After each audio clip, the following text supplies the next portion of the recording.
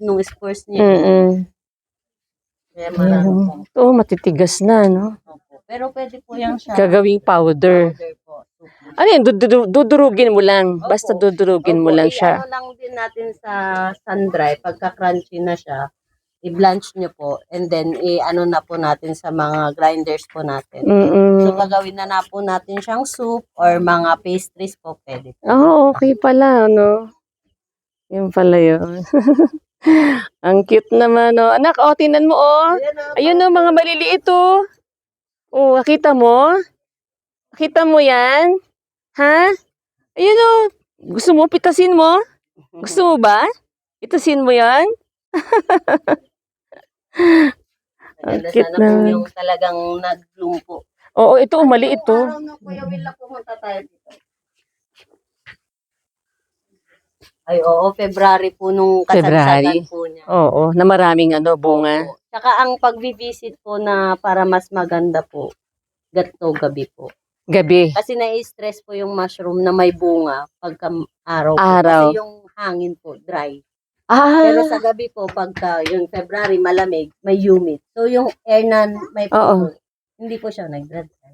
Ibig sabihin, pag bibisitahin mo pala yung mushroom growing house, kailangan may humid po. May humid. Kung baga katapos lang siya madiligan, o kaya yung malamig na para hindi rin nag-dry.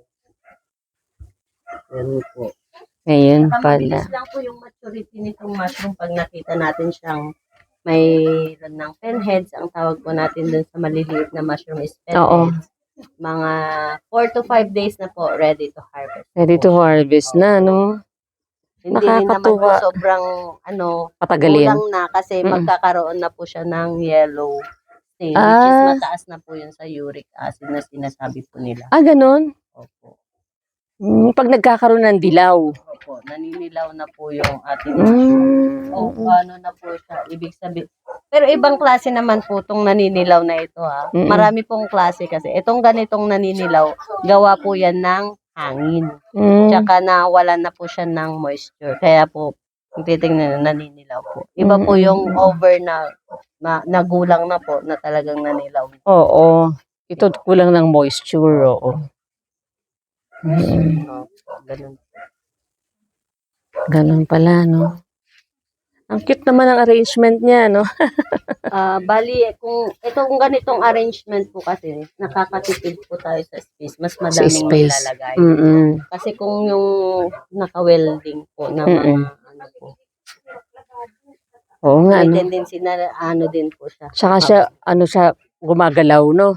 Opo. Okay. Katuwa naman.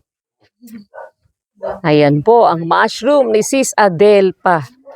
Kanyang mushroom growing house. Ayan. Dry Dry season lang ngayon.